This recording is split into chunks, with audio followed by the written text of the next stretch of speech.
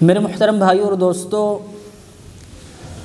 انسان کو اس دنیا میں رہنا ہے تو دنیا کی ضروریات اس کے ساتھ لگی ہوئی ہیں۔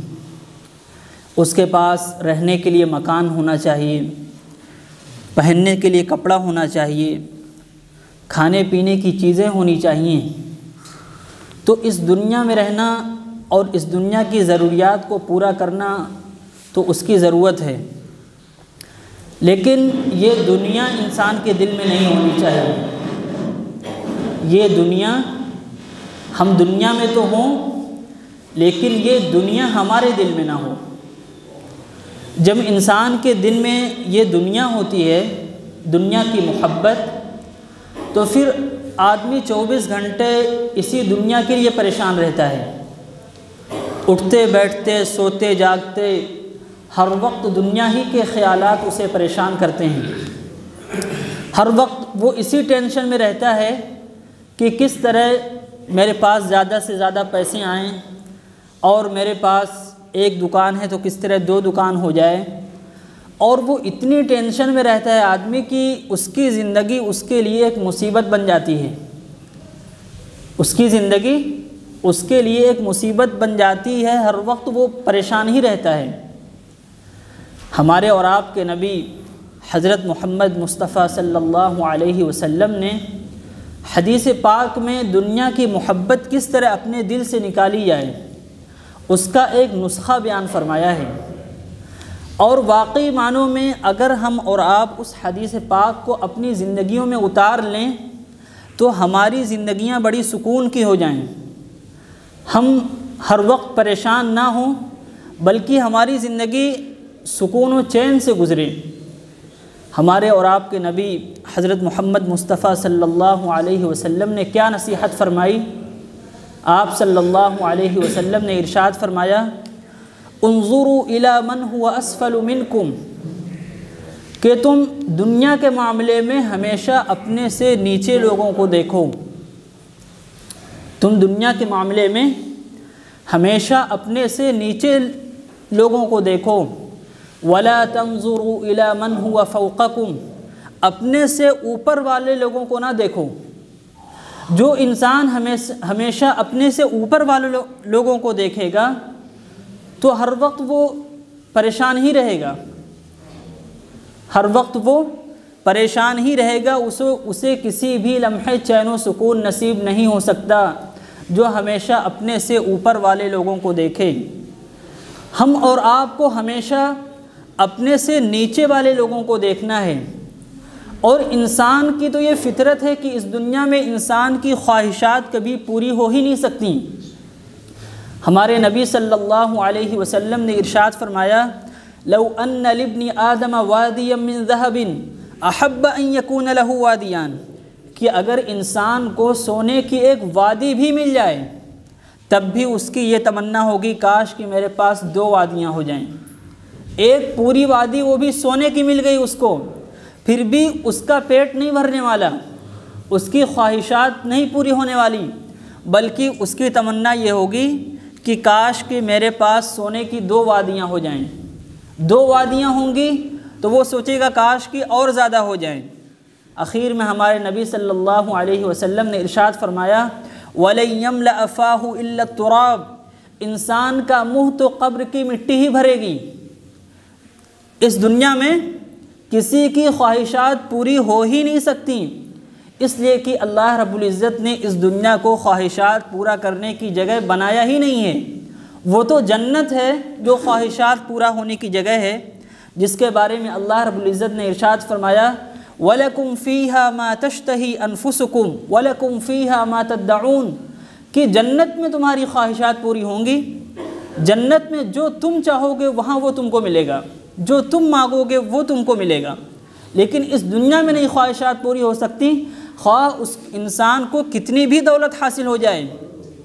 انسان کے پاس دولت کی، روپے پیسوں کی ریل پیل ہو جائے پھر بھی اس کا پیٹ نہیں بھرنے والا۔ تو اسی لیے ہمارے نبی صلی اللہ علیہ وسلم نے فرمایا کہ دنیا کے معاملے میں جو شخص اپنے سے نیچے والے لوگوں کو دیکھتا ہے وہی بندہ اللہ کی نعمتوں کا شکر ادا کرتا ہے۔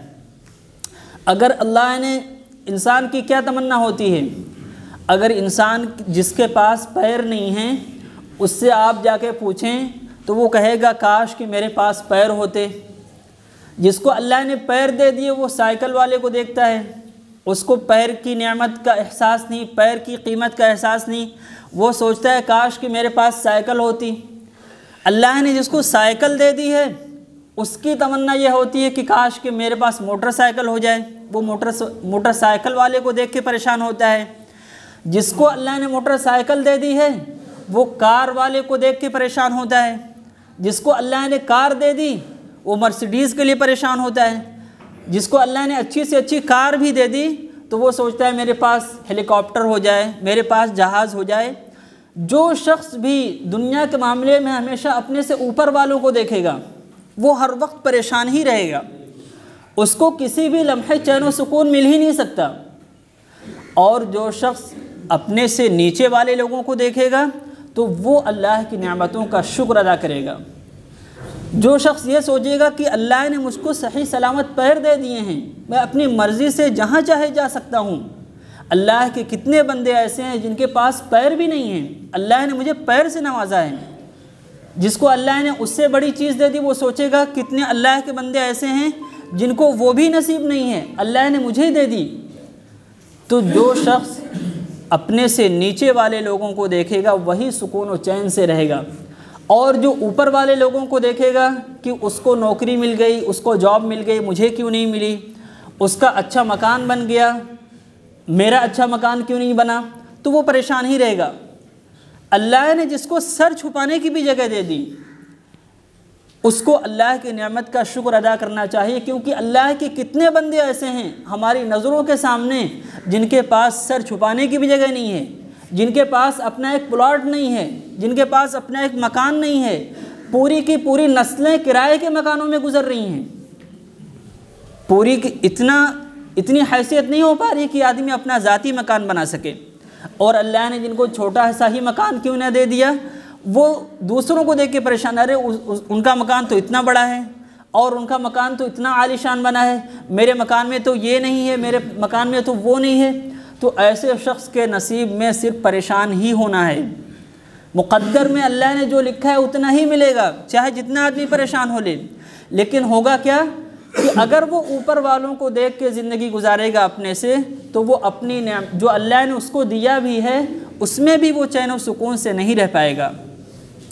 تو میرے محترم بھائی اور دوستو، یہ ایک بہت ہی عظیم نسخہ ہے جو ہمارے نبی صلی اللہ علیہ وسلم نے ہم اور آپ کو دیا ہے، اور واقعی معنوں میں اگر ہم اور آپ اس حدیث پاک کو اپنی زندگیوں میں اتار لیں، اپنے دلوں میں اتار لیں، تو ہم کسی بھی لمحے پریشان نہ ہوں۔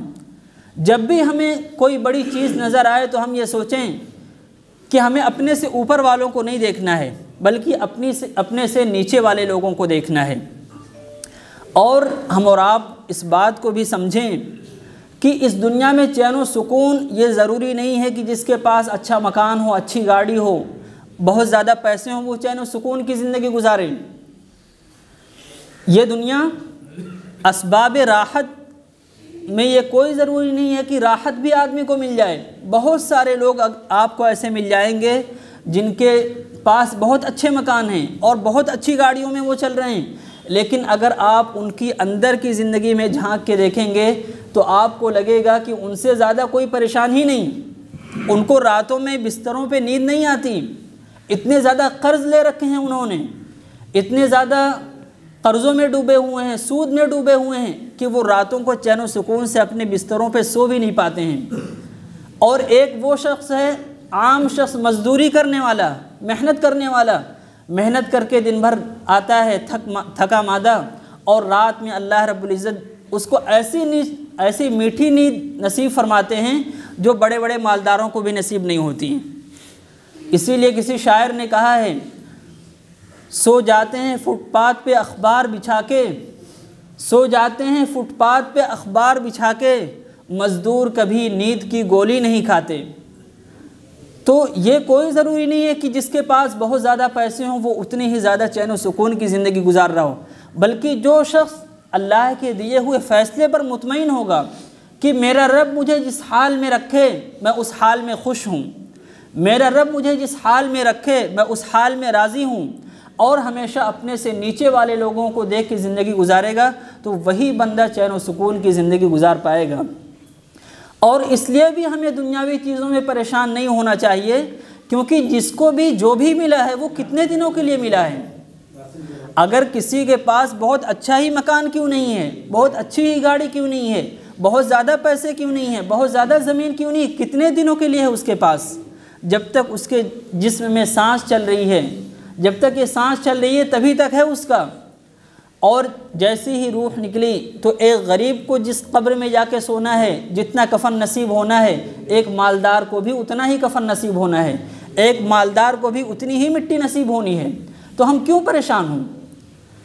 تو میرے محترم بھائیو اور دوستو، ہم اور آپ کو رسول اللہ صلی اللہ علیہ وسلم کی اس حدیث پاک کو اپنی زندگی میں اتارنا ہے، جس میں آپ نے فرمایا کہ تم ہمیشہ اپنے سے نیچے والے لوگوں کو دیکھو۔ دنیا کے معاملے میں ہمیشہ اپنے سے نیچے والے لوگوں کو دیکھو، اپنے سے اوپر والے لوگوں کو مت دیکھو، تاکہ اللہ نے جو تم کو نعمتیں نصیب فرمائی ہیں تم ان نعمتوں کو حقیر نہ سمجھو۔ اللہ رب العزت ہم سب کو کہنے سننے سے زیادہ عمل کرنے کی توفیق نصیب فرمائے، ہر حال میں اللہ کی نعمتوں کے شکر گزاری کی توفیق نصیب فرمائے۔ آمین۔ وآخر دعوانا ان الحمد للہ رب العالمین۔